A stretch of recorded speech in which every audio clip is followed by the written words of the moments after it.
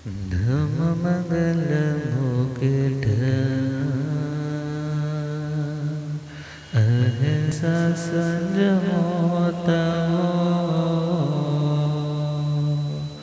देवावेतं नमस्ते जस धमे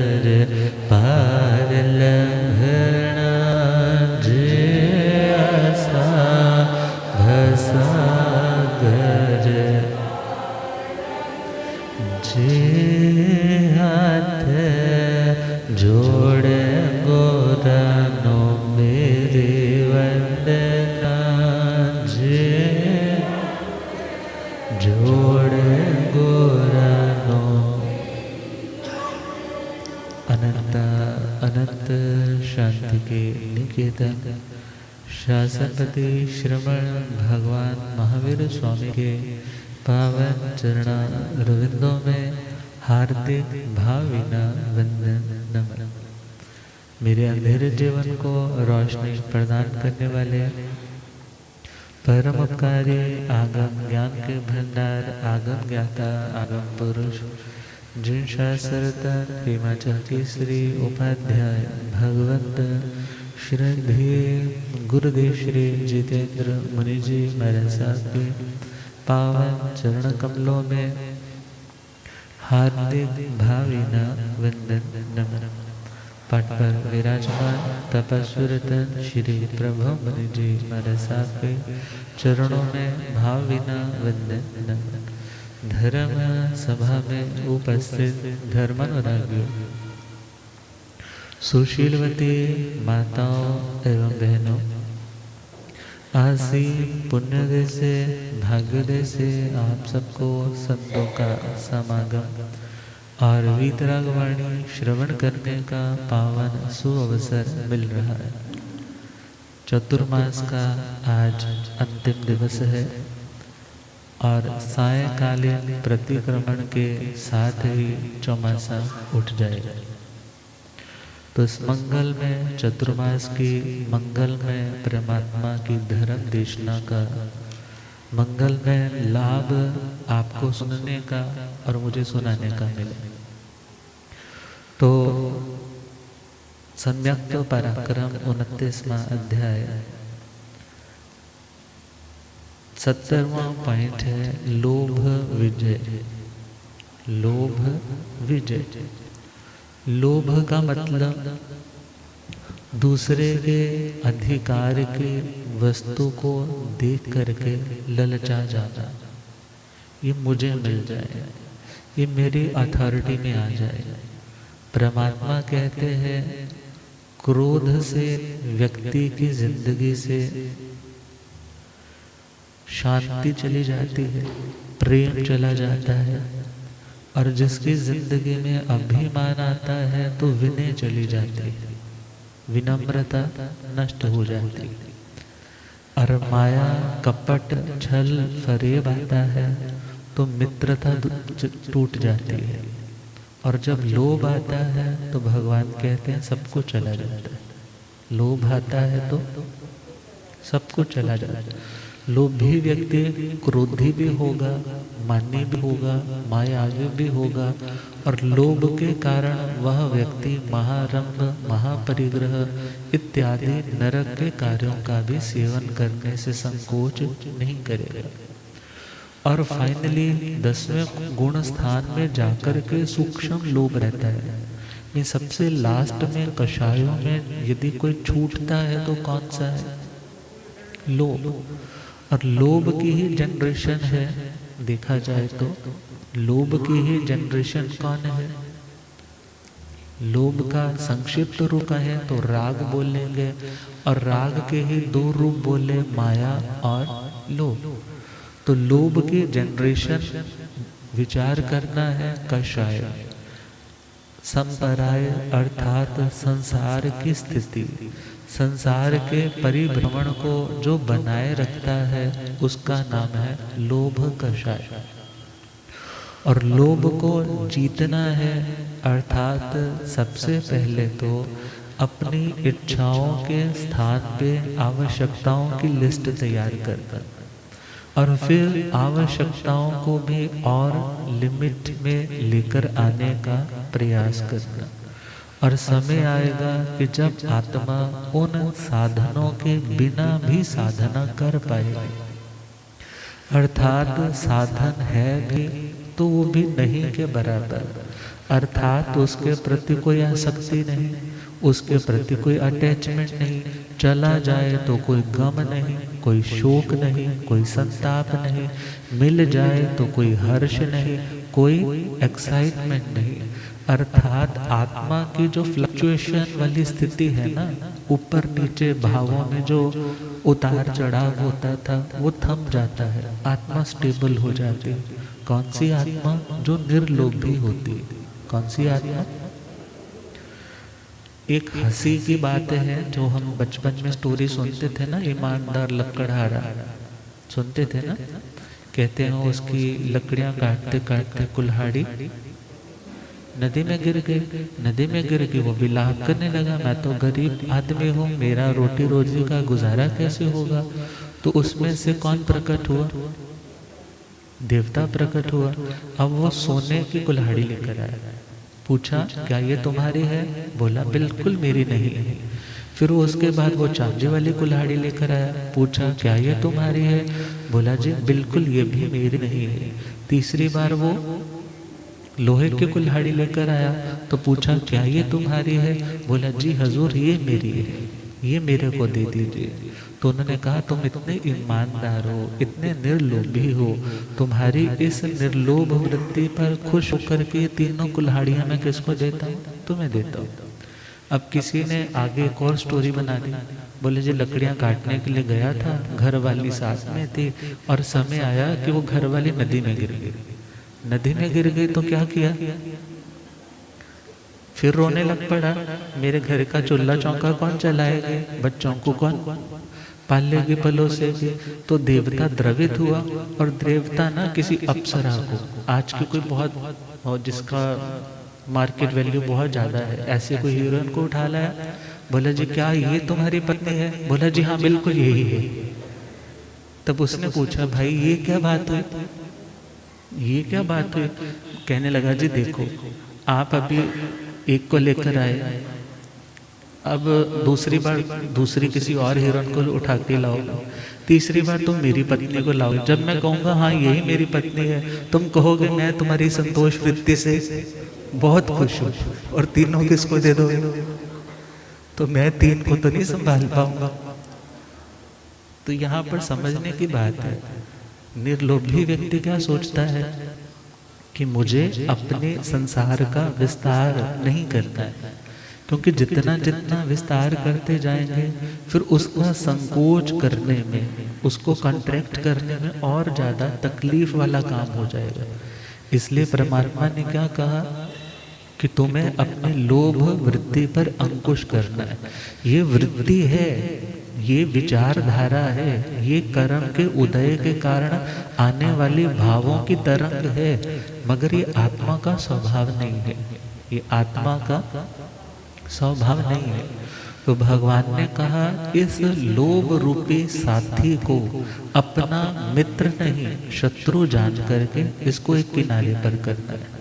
लोभ विजयण घंटे जीवे किम जणिये, लोभ विजयण संतोषी भावं जणिये, लोभ वेणिजं कम्मं ने बंधई पुव बद्धं च निज्जरे। अर्थात जब आत्मा अपने लोभ पर अंकुश लगाने लगता है, अपनी ग्रीड को छोड़ने लगता है, अपनी दुनिया के विस्तार को कम करने लगता है, तो उस आत्मा के अंदर संतोष का भाव जागता है। कौन सा भाव? क्योंकि जब संतोष आता है तो भी शांति है, और चला गया है तो भी अंदर कोई कश्मकश, अंदर कोई उदासी, बेचैनी, तड़प पैदा नहीं होती। और लोभ वेणिजं कम्मं ने बंधई, जिस कर्म के कारण व्यक्ति सामने वाले वस्तु को देखकर मोहित हो जाता है, लुभाया जाता है, उसको पाने के लिए मानो लारे टपकाने लग जाता है, तो वो सिचुएशन जो अंदर की उस व्यक्ति के डावाडोल वाली स्थिति है ना, चंचलता की स्थिति है, वो बंद हो जाती है। अर्थात वो ऐसे कर्म इन्वेस्ट नहीं करता, ऐसे कर्म जोड़ता नहीं है जिन कर्मों ने आने वाले भविष्य में उसे चंचल बनाना है, उसे लोभी बनाना है। अर्थात जब एक बार हम अपने लोभ पर नियंत्रण रखते हैं तो इट मीन्स हमने संतोष रखा। इसका अर्थ संतोष रखा मतलब हमने आने वाले भविष्य में उस कर्म को इन्वेस्ट नहीं किया जिसने हमें पुनः लोभी बनाना था। क्या बनाना था? लोभी बनाना था। और बाबा फरीद ने लिखा है ना कि रुखी मिसी खाए के ठंडा पानी पी, देख पराई चौपड़ी मत ललचावे जी। अब दूसरों की शादी पे बहुत पैसा खर्च हुआ देखा, पैसे वाला है ना, उसके मन में भी आया कि मैं भी ऐसा करूं, मगर उससे हुआ क्या? एक दिन के वाहवाह और पैसे का अपव्यय। अपव्यय का मतलब सदुपयोग नहीं, दुरुपयोग हुआ। अब जो व्यक्ति विवेकवान है वो अपने ऊपर तो कम, और यदि कोई जरूरतमंद है तो उसके लिए कोशिश करता है कि मैं जो एक अपना कोई भी प्रोग्राम इतने करोड़ों में करता हूँ, मैं कितने लोगों के कितने सारे प्रोग्राम इतने पैसों में कर सकता हूँ। तो लोभी व्यक्ति अपनी वाहवाह लूटने के लिए या अपनी इच्छाओं को तृप्त करने के लिए नहीं, क्योंकि वो जानता है इच्छाएं तो उस हवन कुंड की तरह है, जितने घी के चम्मच डालते जाओगे इच्छा पूर्ति नहीं होगी, बल्कि इच्छा और बढ़ती चली जाएगी। और परमात्मा कहते हैं पुव्व बद्धं च निज्जरे, पूर्व में जो बांधा हुआ लोभ मोहनीय कर्म का संस्कार है। लोभ मोहनीय कर्म किसी चीज को देख करके जो हमने अंदर से लोभ का भाव, उसे पाने की चाहत रखी है, और वो चाहत अभी पूरी नहीं हो रही, अभी वो पूरी नहीं ना हो रही, मगर वो टाइम आने पर हमें लोभी तो बना सकते हैं। मगर जब हम संतोष का, त्याग का अभ्यास करते हैं तो पूर्व के डिपॉजिट जो कर्म है उनकी भी निर्जरा हो जाते हैं, वो भी क्षय हो जाते हैं, वो भी निर्बीज हो जाते हैं। जब बीज के अंदर फल देने की, अंकुरित होने की शक्ति नहीं रहती तो फिर वो आत्मा उस लोभ के, उस तृष्णा पर लगने वाले अशांति के फलों का रसा स्वादन करता नहीं। तो द्रव्य, क्षेत्र, काल, भाव की दृष्टि से लोभ 4 तरह का हो सकता है। द्रव्य किसी पदार्थ का लोभ हो जाता है, और जब लोभ आता है तो व्यक्ति अनैतिक कार्य करने के लिए भी तैयार हो जाता है, चोरी तक करने के लिए तैयार हो जाता है, मर्डर तक करने के लिए तैयार हो जाता है, झूठी गवाही देने तक के लिए तैयार हो जाता है। मगर अंदर से उसकी आत्मा तो रोती है ना। आत्मा मतलब स्वभाव रूप आत्मा, कषाय आत्मा भले हंस रही है, मगर उसकी द्रव्य आत्मा, उपयोग आत्मा, ज्ञान आत्मा तो उसे क्या बोल रही है, तो क्या कर रहा है, गलत कर रहा है। तो द्रव्य का लोभ। सेकंड पॉइंट है क्षेत्र का लोभ।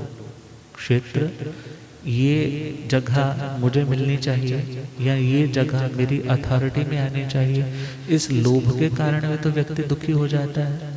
अब सपोज करो ना, आप लोगों की बैठने की सीट्स है, बैठने की सीट्स के प्रति भी लगाव हो जाता है। ये मेरी चेयर है, वो कैसे आकर बैठ गया, ये दुख क्यों मिला भाई? तुम धर्म तो किसके लिए करने आ रहे थे, शांति के लिए, मगर हमने उस चीज से क्या कर लिया, लगाव बांध लिया। लगाव बांध लिया तो क्या हो गया, दुख की जनरेशन हो गई, हमारी वाणी में कठोरता आ गई, हम मिसबिहेव करने के लिए भी तैयार हो गए। मगर जब हमने सोचा जगह, आकाश जब सबको अवकाश दे रहा है, तो मुझे किसी को अवकाश देने में, किसी को स्पेस देने में, स्थान देने में क्या प्रॉब्लम है? और जब किसी का भी पक्का ठिकाना, पक्की सीट इस दुनिया में है ही नहीं। पक्की सीट तो कहाँ पर है, बोलो, मोक्ष में है। अब जब मोक्ष में है, वही तो परमात्मा आदिनाथ ऋषभदेव भगवान ने किनको समझाया था, अपने 98 बच्चों को क्या समझाया था कि यदि भरत झगड़ रहा है ना, तो तुम छोड़ो उसको, ये सिंहासन तुमने एक बार नहीं अनंत बार पाए हैं, मगर आत्मा की तृप्ति नहीं। तो क्षेत्र का लोभ। तीसरा है काल का। काल का अर्थात ऐसा टाइम आएगा, शादी नहीं हुई घोड़ी चढ़ूंगा, पोता नहीं देखा पोता देखूंगा, जब जिंदगी के वो क्षण जो बीत गए हैं वो अच्छे बहुत है, उनको रिकॉल करके दुखी हो रहे। लोभ से तो क्या होगा, डिस्टर्बेंस ही होने वाली। चौथा पॉइंट है भाव का लोभ। मीन्स जब भावों में लोभ उतरता है तो आत्मा का शुद्ध स्वरूप मलिन होने लग जाता है। निश्चय से तो आत्मा प्योर है, मगर व्यवहार के धरातल पर देखें, उसमें लोभ, मोहनीय कर्म जब अंश, जब पुद्गलमय है, जब उदय भाव में आते हैं, सत्ता में थे उदय में आते हैं, तो आत्मा अपने स्वरूप में समाधि में टिक नहीं पाता। इसलिए भगवान ने कहा कि तुम्हें यह चिंतन करना है, कर्म अलग है, आत्मा अलग है, और मैं आत्मा किसी वस्तु के मिलने से संतुष्ट हो जाऊं, ये थोड़ी देर का होगा, मगर कोई वस्तु चली जाए वो उदासी भी नहीं करनी, और वस्तु मिल जाए तो उसकी कोई खुशी भी नहीं करनी। और लोभ विजय के लिए परमात्मा ने कहा कि तुम उन अनासक्त योगियों की गाथाएं सुनो, उन अनासक्त योगियों की गुण भक्ति कीर्तन करो कि तुम्हारे अंदर भी वैसे गुण अवतरित हो पाए। मिल गया संतोष का अमृत तो सब मिल जाएगा, मिल गया संतोष का अमृत तो सब मिल। लोभ का सारा जहर मानो उतर ही जाएगा, लोभ का सारा जहर मानो उतर ही, ये मेरा हो जाए वो मेरा ही बन कर के रहे, ये मेरा हो जाए वो मेरा ही बन कर, हर समय चिंताओं का बोझा ये मन ढोता रहे, हर समय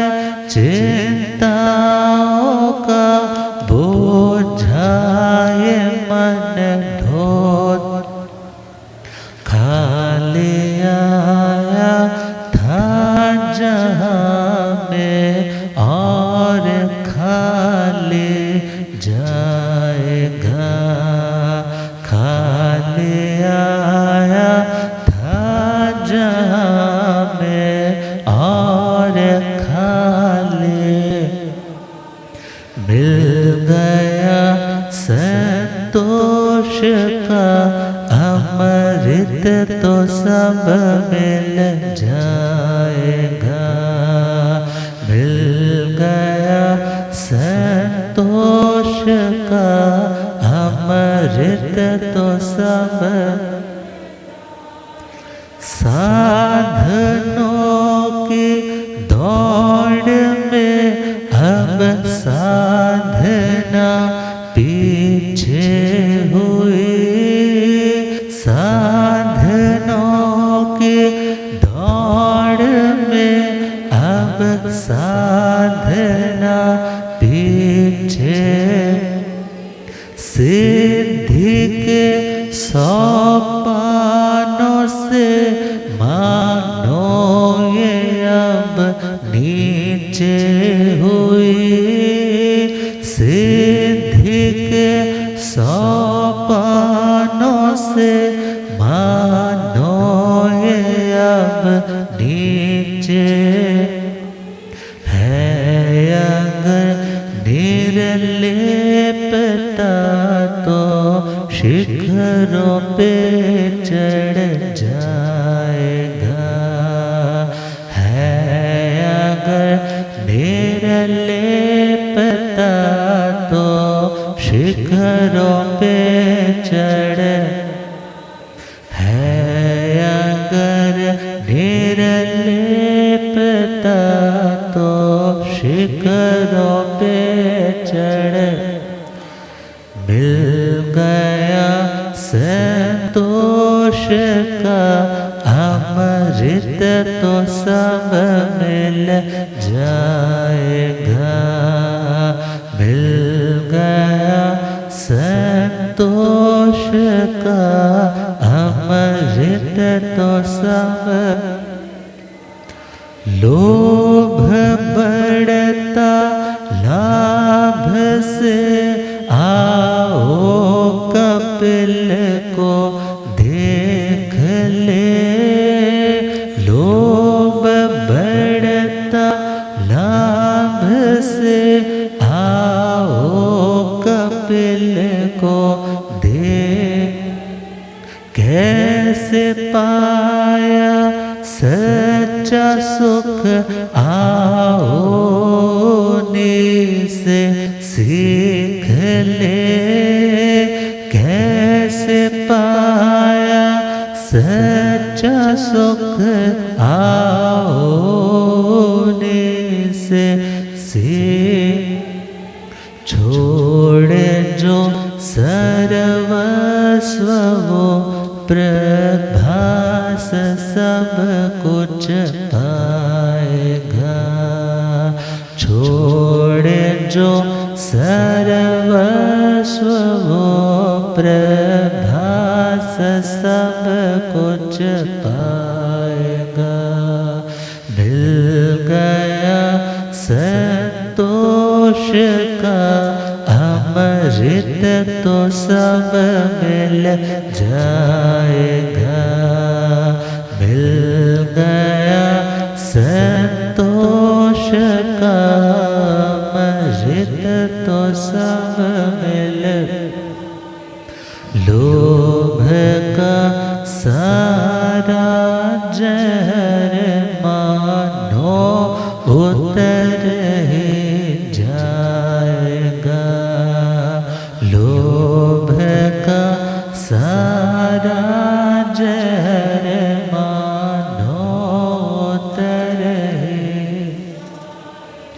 लिखने वाले ने लिखा है, दौलत की भूख लगी ऐसी, दौलत की भूख लगी ऐसी कि कमाने निकल गए। जब दौलत मिली तो हाथ से रिश्ते निकल गए। जब दौलत मिली तो हाथ से रिश्ते निकल गए। बच्चों के साथ रहने की फुर्सत ना मिल सकी। बच्चों के साथ रहने की फुर्सत ना मिल सकी। फुर्सत मिली तो बच्चे खुद कमाने निकल गए। अब इसी दौड़ में तो चल रहे हैं। कौन तुम्हारा हुआ, किसके लिए कर रहे हो?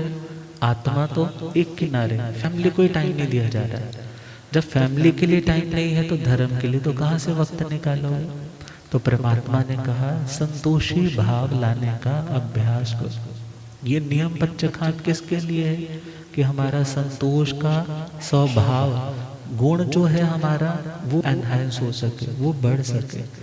तो अगला पॉइंट हम चले तो पिज, दोष और मिथ्यात्व। पिज का मतलब प्रिय, दोष का मतलब द्वेष और मिच्छा दंसन का मतलब मिथ्यात्व।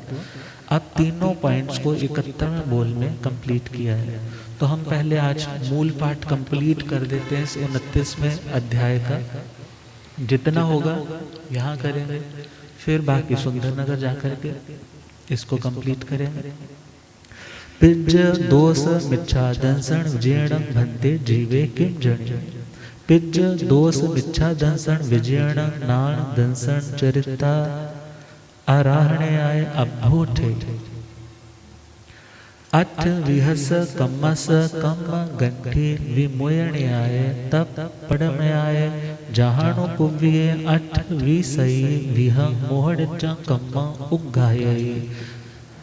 पंचविहं नानावर्णिजं न विहं दंसनावर्णिजं पंचविहं अंतरायं ए तिन्ने वे कम मनसे जुगव ख वै तव पच्चा अनुत्तरं अनंतं कसिणं पडिपुन्नं निरावरणं वितिमिरं विशुद्धं लोगा लोगोपभावं केवल वर नाण दंसनं समुपाडयि जाव सजोगी भवई ताव इरिया वह्या कम्मं निबद्धई सुह फरिसं दो समय ठिये तंजहा पड़म समय बद्धे विये समय वेयं तेय समय निजिन्नं तं बद्धं पुट्ठं उदीर्यं वेयं निजिन्नं से आलेय अकम्मं चावि भवई। आहाव पालयिता अंतो मुहूर्तद्धा वसे साहुए जोग निरोहं करे माणे सुहम क्रियं अपड़िवाई सुख झाणं झाय माणे तब पड़ में आए मण जोगं निरुंभई निरुंभिता वै जोगं निरुंभई निरुंभिता आना पाणो निरोहं करे करेता इसी पंच हस अक्षरोचार अध्यायण अणगारे समुचिन्न क्रियं अनियट्टे सुख झाणं झियायमाणे वेणिजं हौवं नाम गौतम च ए चत्तारे वे कम मनसे जुगवं ख वै। तो औरालिय कम्माय च सव्वाहि विप जहनाहि विप जहिता उज्जो सेढ़ी पत्ते अफुस मान गई उड्ढं एग समीर्णं अविगहेण तथ गंधा सगारवोत्ते सिज्झई बुज्झई मुच्चई पर परिनिवाई सब दुखाण मंतं करे एस खलो समत्त परकम्मस अध्ययनस अट्ठे समणेणं भगवया महावीरेण आघविये पणविये परुविये दंसिये उपदंसिये ती भेमी। तो परमात्मा से पूछा कि हे भगवान, जो आत्मा पिच अर्थात राग को, राग भी दो तरह का है, प्रशस्त राग अप्रशस्त राग। प्रशस्त का अर्थ है जो प्रशंसनीय है, जिसकी अनुमोदन उत्तम लोग करते हैं कि बुरा नहीं है, मगर हाँ फाइनली स्टेज पर जाकर के जिसे भी छोड़ना पड़ता है। और अप्रशस्त जो दुनिया के प्रति लगाव है उसका नाम है अप्रशस्त राग। और द्वेष तो बुराई होता है। और तीसरा है मिथ्या दंसन अर्थात मिथ्या दर्शन। मिथ्या का अर्थ है गलत, खोटा, उल्टा, विपरीत, कम या ज्यादा, उस सभी का नाम क्या है? मिथ्या। और दर्शन का मतलब है हमारा दृष्टिकोण, नजरिया, झुकाव, इंटरेस्ट, हमारा इंक्लिनेशन टुवर्ड्स समथिंग, उसका नाम क्या रहता है?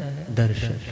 तो परमात्मा से पूछा, हे भगवान, जो व्यक्ति प्रिय अर्थात दुनिया के प्रति प्रेम को, द्वेष अर्थात नफरत की भावना को, और मिथ्या दर्शन अर्थात जो आत्मा के सहज शायिक सम्यक्त्व को ढकने वाला मिथ्यात्व रूपी पर्दा है, उस पर्दे को जो हटा देता है, विजयण मतलब इस पर विजय प्राप्त कर लेता है, इन्हें किनारे कर देता है, जीवे किम जड़यई भंते, ऐसा करने से जीव को, आत्मा को क्या मिलता है? यदि वो राग को कम कर दे, द्वेष को कम कर दे और अपने दृष्टिकोण को निर्मल कर ले, तो उसको फाइनली क्या मिलेगा? तो परमात्मा कहते हैं, पिंच दोष मिच्छा दंसन विजयण। जब आत्मा राग, द्वेष और मिथ्यात्व इन तीनों को जीत लेता है, मीन्स छोड़ देता है, तो उस आत्मा का ज्ञान नाण दंसन चरित्र आराहणे आए अभूत। फिर वो आत्मा ज्ञान, दर्शन और चारित्र की आराधना। आराधना मतलब किसी चीज में परफेक्ट होने के लिए, किसी चीज में परिपक्व होने के लिए जो अभ्यास किया जाता है, उस अभ्यास का नाम ही आराधना है। उस अभ्यास का, प्रैक्टिस का नाम क्या है? आराधना। तो वो आत्मा ज्ञान, दर्शन, चारित्र की आराधना के लिए अभूत मीन्स उठ पड़ता है। उठ पड़ता है मतलब अब संसार के मोह की नींद में सोया नहीं रहता, बल्कि अब वो अपनी नॉलेज को एनहेंस करने के लिए, अपनी श्रद्धा को और निर्मल करने के लिए, और अपने दर्शन गुण को, दर्शन गुण यहाँ पर मीन्स वो दर्शनावर्णीय कर्म, दर्शनावर्णीय कर्म प्लस दर्शन मोहनीय कर्म, दोनों को ही हम यहाँ इंक्लूड कर सकते हैं। बिकॉज जब ज्ञान बोलते हैं तो वहाँ केवल ज्ञान, केवल दर्शन दोनों ही आ जाते हैं। और जब वैसे दर्शन बोलते हैं, तीन चीजें बोलते हैं, वह दर्शन का मतलब श्रद्धा रहता है, और चरित्र बोला है तो उसका मतलब अभ्यास, साधना, प्रैक्टिस, कर्म के भंडार को रिक्त करने की, खाली करने की। तो परमात्मा का कहना है कि वो आत्मा जो राग, द्वेष और मिथ्यात्व को कम करता है, तो वो आत्मा ज्ञान को पाने लग जाता है, अपने दर्शन अर्थात अपने सम्यक्त्व को चमकाने लग जाता है, और अपने चारित्र को दीपाने लग जाता है, अपने चारित्र को दीपाने लग जाता है। और अठ विहस कम्मस कम गंठी विमोयण, और 8 प्रकार की जो कर्मों की ग्रंथियां है, कर्मों की गांठे है, उन कर्मों की गांठों को मीन्स राग और द्वेष की जो दुर्भेद्य, दुर्भेद्य का मतलब जिसको खोलना, भेदन करना बहुत मुश्किल है। जैसे मोटा, सपोज करो ना, मोटी रस्सी की गांठ लगाई है आपने, तो उस नॉट को खोलना तो आसान है, और आपने पतले धागे से गांठ लगाई है तो उसको खोलना, और यदि सपोज कोई सिल्की थ्रेड है, हाँ रेशम वाला धागा है, उससे गांठे लगाई है तो उनको खोलना तो और भी मुश्किल है। इसी प्रकार जो राग और द्वेष की गांठे हैं वो इनसे भी महीन है, इनसे भी बारीक है, उनको खोलना आसान नहीं। मगर जो अपने राग, द्वेष को और प्लस मिथ्यात्व को, क्योंकि कहा जाता है अनंतानुबंधी के 4 कषाय और प्लस दर्शन त्रिक, इनका क्षय, इनका क्षोक्षम या इनका उपशम जब होता है, तब जाकर के वो आत्मा उस दुर्भेद्य ग्रंथि को तोड़ पाता है। तो कहा तब पढ़ में आए उसको, तब पहली बार, प्रथम बार, अर्थात जहाँ अनुपूर्वीय, जैसे अनुपूर्वी एक क्रम के साथ 8 विषय विहंग मोहनिजम कम्मा उघाय, अर्थात 8 और 20 मतलब 28 प्रकार का जो मोहनीय कर्म है। बिकॉज 4 कषाय है, उनके 16 भेद हो जाते हैं, अनंतानुबंधी, अप्रत्याख्यानी, प्रत्याख्यानी और संज्वलन, ये 16 भेद बन गए। और 16 के बाद 9 कषाय है, हास्य, रति, रति, भय, शोक, जुगुप्सा, स्त्री भेद, पुरुष भेद, नपुंसक भेद, ये कितने हो गए? 25।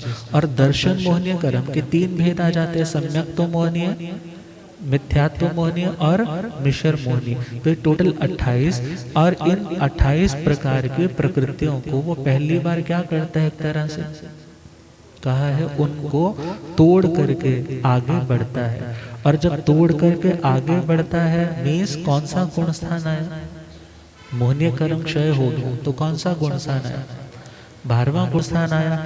और फिर कहा कि 12वें ही गुण स्थान के लास्ट वाले समय में पंचविहम नाना वर्णिजम, 5 विध, 5 तरह का ज्ञान को आवृत ढकने वाला कर्म, मति ज्ञानावरणीय, श्रुति ज्ञानावरणीय, अवधि ज्ञानावरणीय, मनापर्यव ज्ञानावरणीय और केवल ज्ञानावरणीय, उस कर्मों के आवरण को नवविहम दंसनावरणिजम, 9 प्रकार का दर्शन अर्थात सामान्य अवबोध को, जानकारी को रोकने वाला जो कर्म है उसका नाम दर्शनावरणीय कर्म है।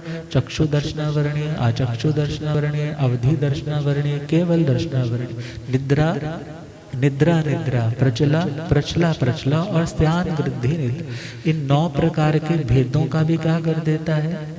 पूरी तरह से क्षय कर देता है। पंचविहम अंतराय, 5 तरह का अंतराय जो विघ्न डालते हैं हमारे उन्नति के शिखरों तक पहुंचने में।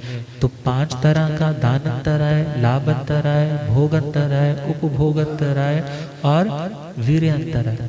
तो इन 3 को, क्योंकि मोहनीय कर्म तो पहले क्षय कर दिया, इन 3 को ए तिन्ने वे कम मन से जुगवंग खवई, इन तीनों को युगपत मतलब एक ही साथ साइमल्टेनियसली एक ही समय में क्षय करता है।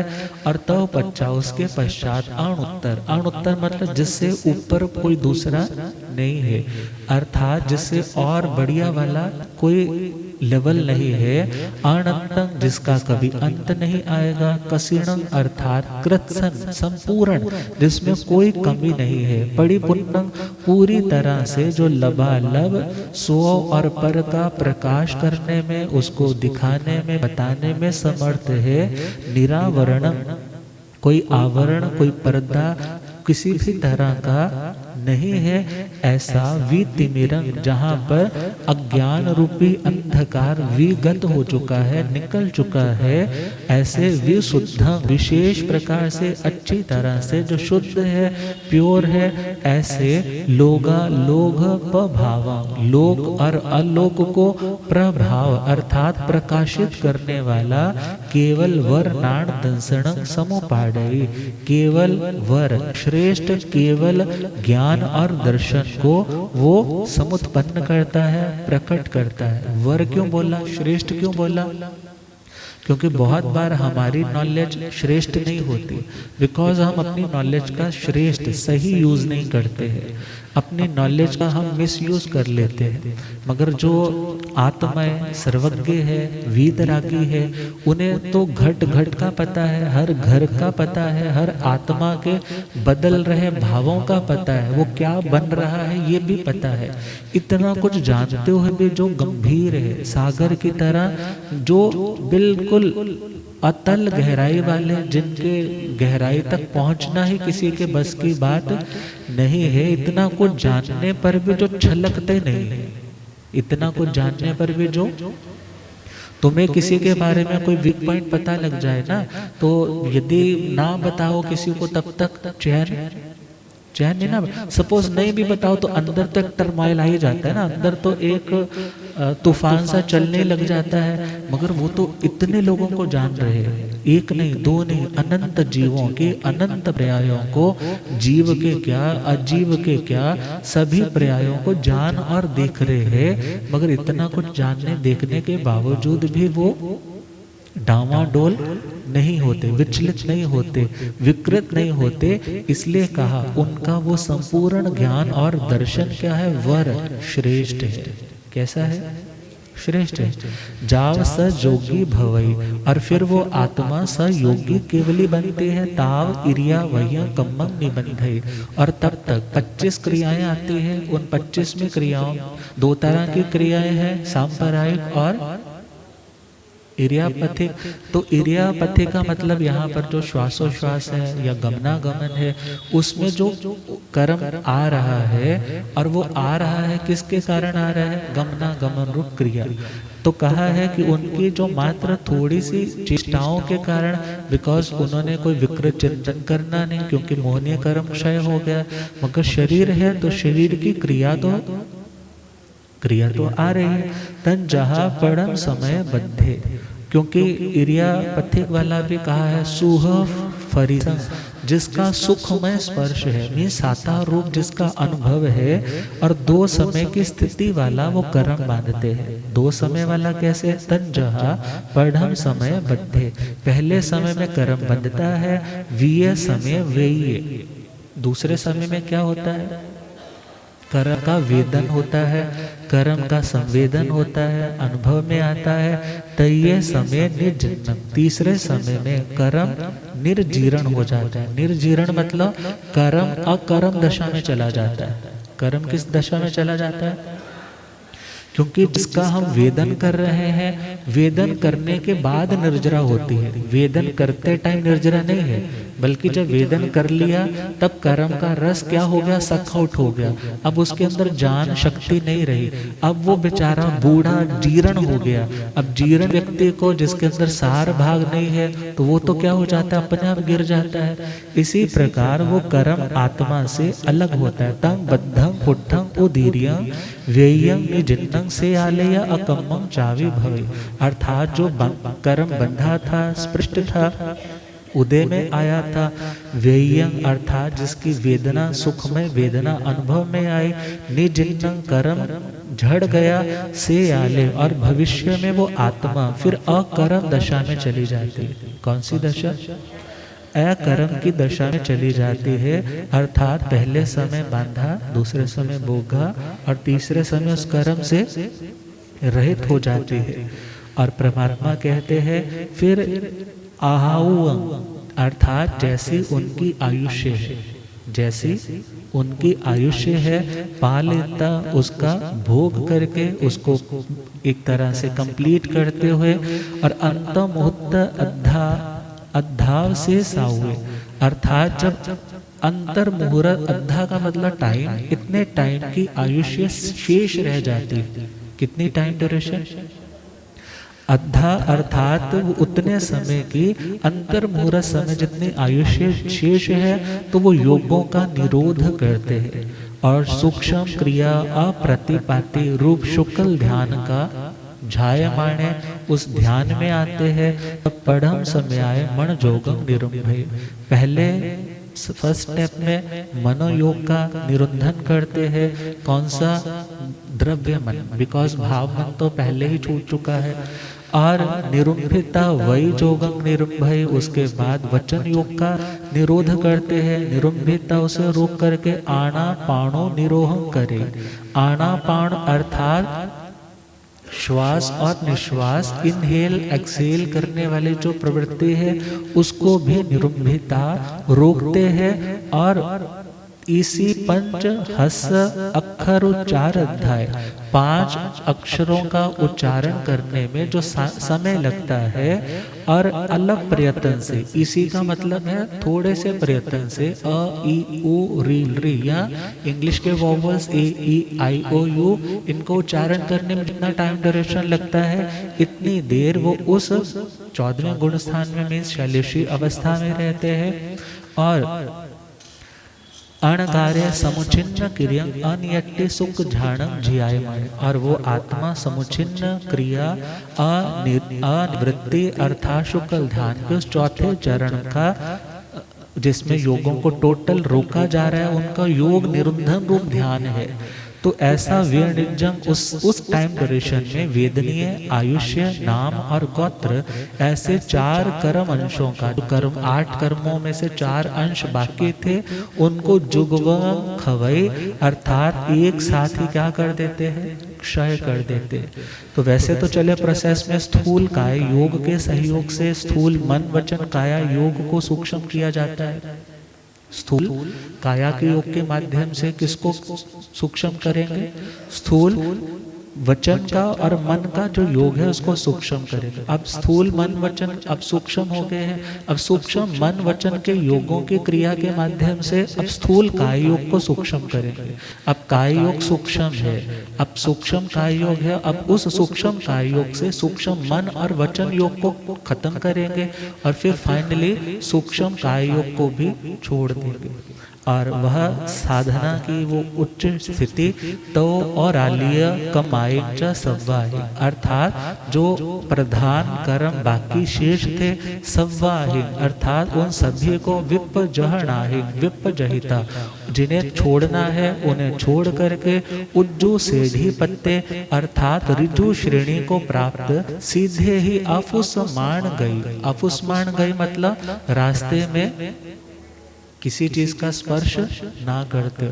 स्पर्श ना करते का मतलब ये नहीं है कि आकाश प्रदेश उनके रास्ते का ट्रैक नहीं है, ट्रैक है, मगर सपोज कोई व्यक्ति लुधियाना आया सिर्फ सिविल लाइन आया, सिविल लाइन आया, आपकी कोठी भी पास में थी, आपको घर पे मिलने नहीं गया। बहुत से रिश्तेदार होते हैं ना, बोलते हमने तो कहाँ जाना है, सिरस्थाना, वो कहते नहीं 2 मिनट होकर के जाना, तो बस थोड़ा सा होते हुए गए।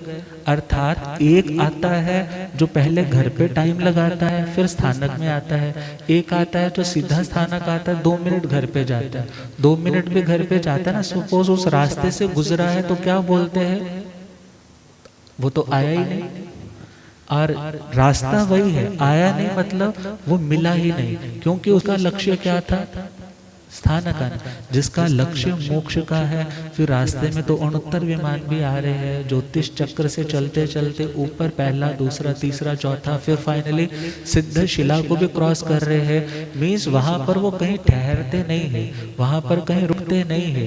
तो उस दृष्टि से क्या कहा है, जो ऋजु गति होती है, एक समय की गति है, उसका नाम अस्पृशत गति, अफुसमान गई, अर्थात उस गति से उड्ढंग एक समेण, ऊपर की ओर एक ही समय में, अविग्रहण बिना किसी मोड़ के, विग्रह गति कोई नहीं है, सीधी ऋजु गति है। तत्थ गंता, वहां गंता जाकर के सकारो उत्ते, अर्थात सकार उपयोग में आत्मा सिद्ध होती। मीन्स ज्ञान का उपयोग जो है वो सकार उपयोग है, दर्शन का जो उपयोग है उसका नाम अनाकार उपयोग है, और इस सकार उपयोग में वो आत्मा सिद्धई अर्थात सिद्ध होती है, बुद्धई अर्थात बोध से युक्त होती है, मुच्चई सभी कर्मों के बंधनों से मुक्त होती है, परिनिर्वाणी अर्थात परिनिर्वाण को कषायों की अग्नि से पूरी तरह रहित होती है, सब दुखान मंतन करे, सभी प्रकार के दुखों का अंत करते हैं। एस खलु समत्त परकम्मस, यह निश्चय से है आयुष्मान जम्बू सम्यक्त पराक्रम नाम का अध्ययन, और इस का अर्थ श्रमण भगवान महावीर स्वामी के द्वारा इस प्रकार से आघवीय आर्षत्वात् मतलब आख्यात सामान्य विशेष हर तरह से इसको समझाया गया, और परूवीय हेतु फल आदि की प्रज्ञापना, कॉज एंड इफेक्ट की थ्योरी पूरी तरह से समझाइए, करोगे तो ऐसा होगा, सेवा करोगे तो तीर्थंकर गोत्र बंधेगा। मीन्स प्रज्ञप्त जिसमें हेतु मतलब रीजन, और उस रीजन का इफेक्ट भी बताया जाए, और उसका नाम है प्रज्ञप्त, जिसे हम परूपित परूपणा बोल देते, और निर्दर्शित अर्थात दृष्टांत आदि देकर, एग्जाम्पल आदि देख करके, जैसे कहा ना जहाँ सुई सा सुत्ता पड़िया वीना विना सही, सुई में धागा है गिर जाए तो मिल जाती, इसी प्रकार। और फाइनल वर्ड बोला है उपदंसीय, उपदर्शित अर्थात उपसंहार के द्वारा। उपसंहार का मतलब जैसे हम मॉरल निकालते हैं फाइनली, हाँ थर्स्टी क्रो का बोलते देते ना, where there is a will there is a way, इसी प्रकार मॉरल क्या है, जहाँ राग द्वेष मिथ्यात्व छूट जाएंगे, फिर उस आत्मा का मोक्ष में निर्वाण दशा में पहुंचना हो जाएगा। ईय समत्त परकम में अध्ययन समत्ते, इस प्रकार सम्यक्त पराक्रम नाम का अध्ययन यहीं पे संपूर्ण हो गया है। शेष कर्मों का बोझा चुकाने चले, शेष कर्मों का बोझा जो केवल सिद्ध पदवी को पाने चले, केवल सिद्ध। गुरुदेव पधार रहे हैं, हो राम मेरा सतगुरु बन के आया,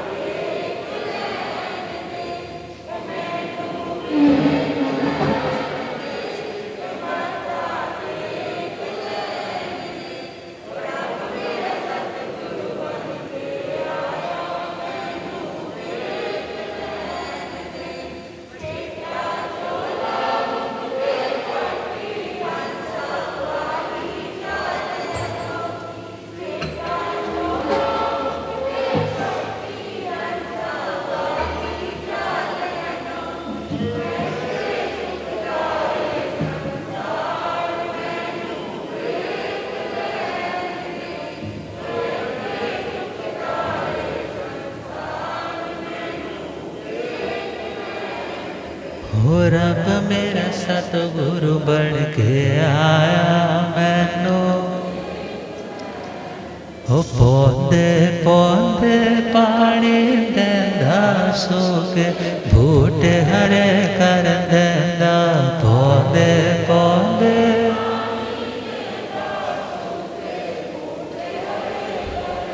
हो केड़ा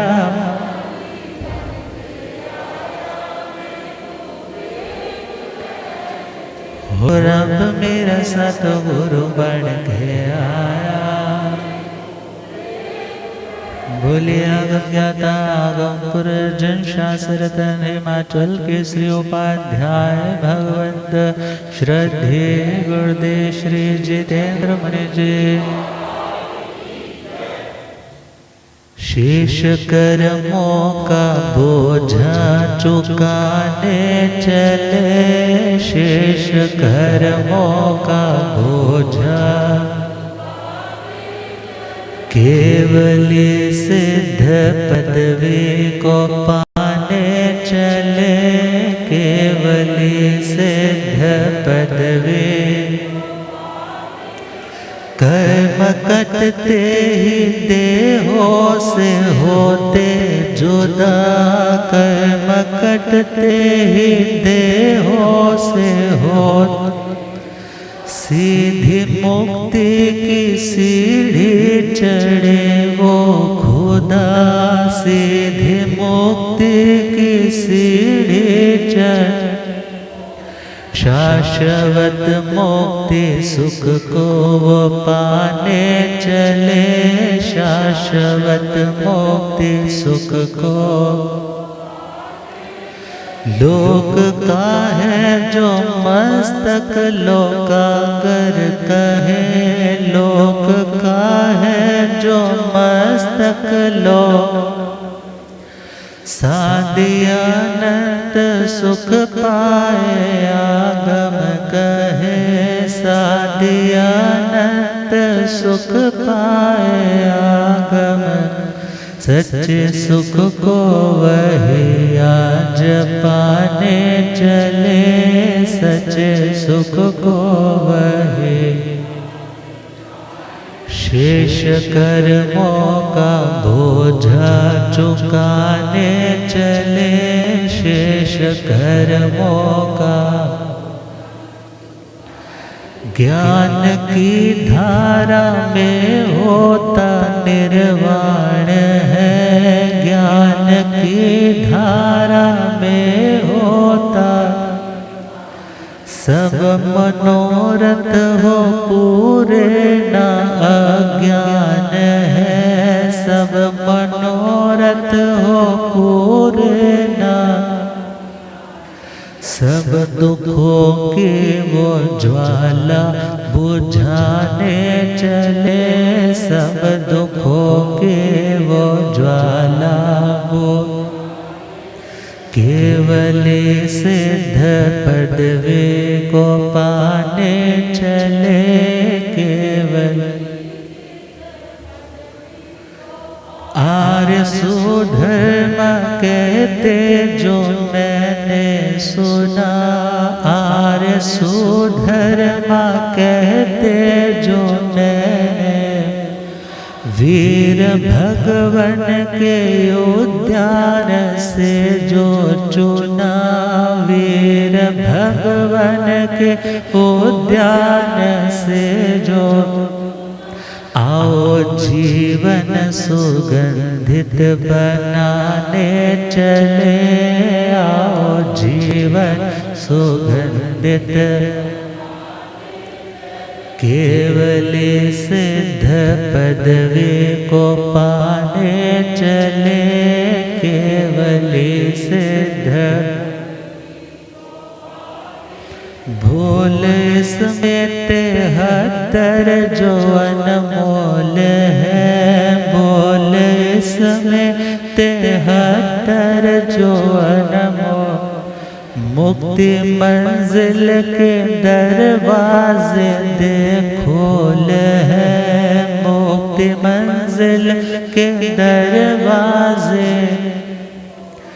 सच्चा प्रभास जम्बू जी पाने चले, सच्चा प्रभास जम्बू जी केवली सिद्ध पदवी को पाने चले, केवली सिद्ध। लग नहीं रहा था खत्म हो जाए, गुरुदेव की ऐसी कृपा हुई, चैप्टर शुरू हुआ और कंप्लीट हो गया। जैसा आर्य सुधर्मा स्वामी जी ने अपने पावन इन कर्ण रंध्रों से आत्मस्थ किया था वो ज्ञान, और अपने पावन श्री मुख से जो उच्चारण के माध्यम से श्री जम्बू जी की झोली में उनके हृदय प्याले में उड़ेला था, और वो चलते चलते हम सब तक पहुंचा है। और उसी ज्ञान के अमृत की बूंदें जो हमें गुरुदेव के पावन श्री मुख से सुनने को मिलती है, तो यदि कुछ बोलने में, उच्चारण परूपणा में कुछ भी अशुद्ध कहा गया हो, तो उसके लिए गुरुदेव की साक्षी से पुनः पुनः बारंबार मिच्छामि दुक्कड़।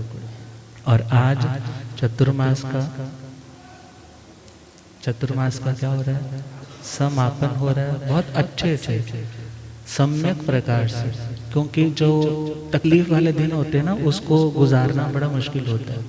मगर जिसका ऐसा लगे कि कपूर की तरह उड़ गया, पंख लगा के उड़ गया, इसका मतलब वो चौमासा बहुत अच्छा हो गया और बहुत तपस्याएं हुई। आप लोगों की मेहनत है, गुरुदेव का असीम वरद हस्त है, तपस्वी गुरुदेव की असीम अनुकंपा है, और गुरुदेवों की अनुकंपा और आप सभी का सहयोग और गुरुदेव के साथ साथ सभी गुरु भाइयों का भरपूर सहयोग, कि जिसके कारण हमें पढ़ने का, लिखने का टाइम मिलता रहा, और कुछ कुछ सीख रहे हैं और वही कुछ कुछ आप तक पहुंचा रहे हैं। गुरुदेव की कृपा ऐसे ही बनी रहे कि जैसा चाहते हैं उसी रास्ते पर चलते रहे, बढ़ते रहे, और जिन्होंने भी लाभ लिया सौभाग्यशाली है।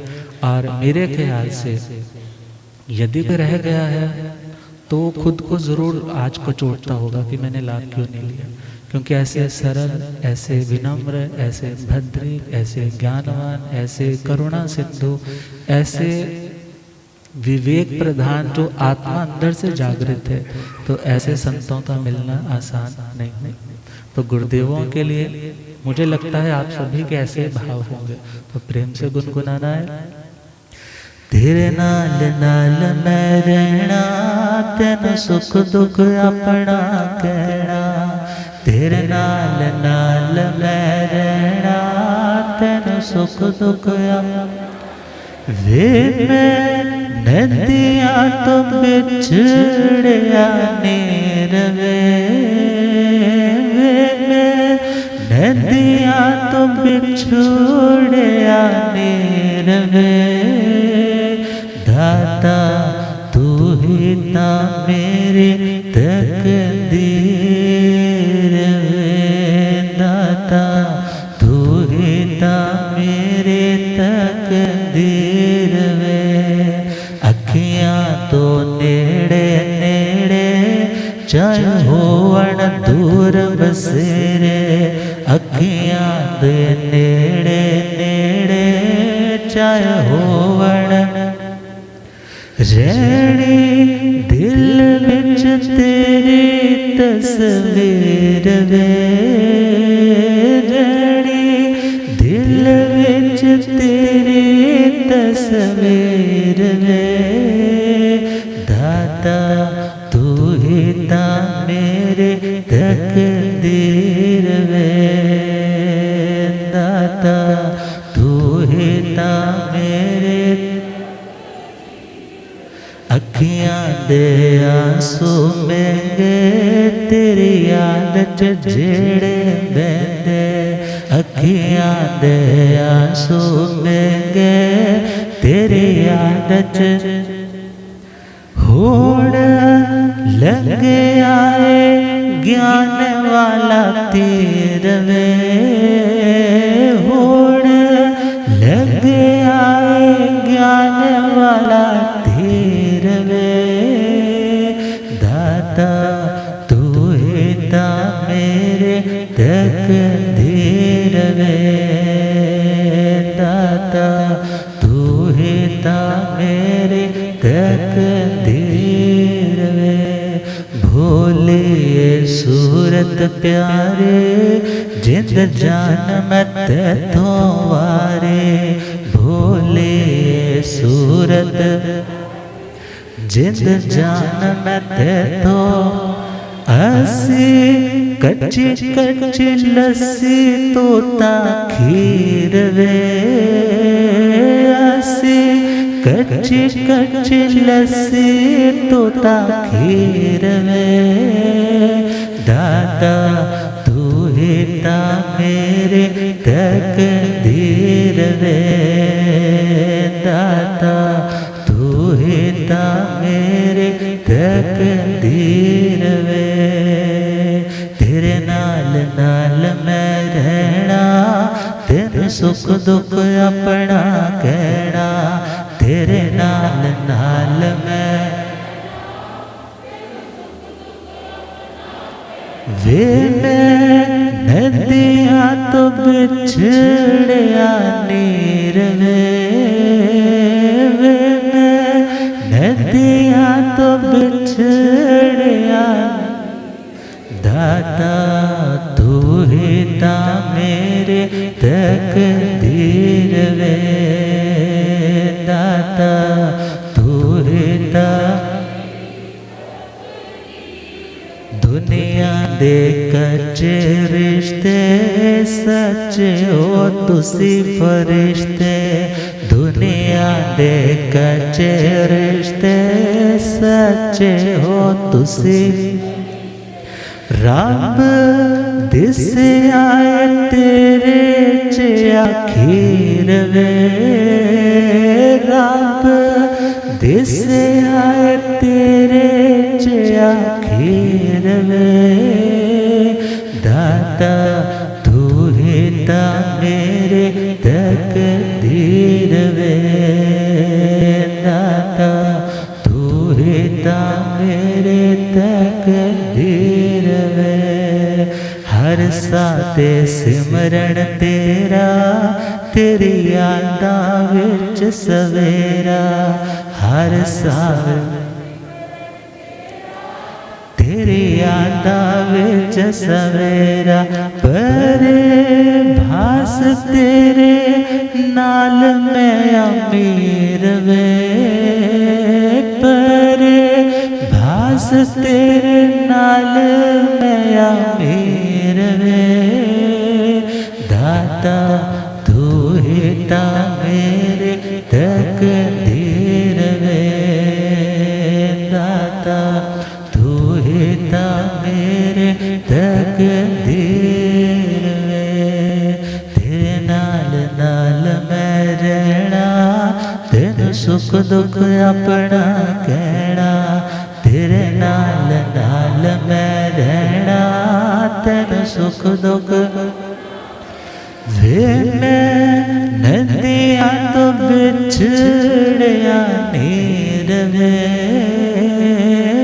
मैं नदियाँ तो बिछड़िया नीर वे दाता, तू ही ता मेरे तकदीर वे दाता, तू ही ता।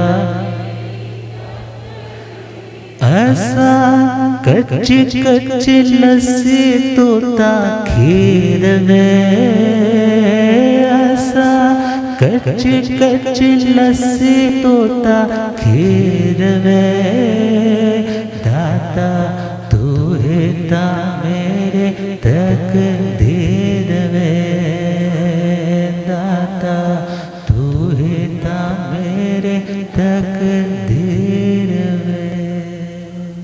तो गुरुदेव का पावन सानिध्य सभी को मिलता रहे। गुरुदेव ने जो दिया है, सुनाया है, मौन रह करके, बोल करके सब कुछ ही ग्रहण करने योग्य है। हमारी ज़िंदगी में वो क्षण आए जब हम गुरुदेव के बताए मार्ग पर अक्षरशः पूर्णतया चल पाए। तो इन्हीं मंगलमय भावनाओं के साथ 7 लाइन का चौमासा हमने 14 वाला देखा और 25 वाला दिन।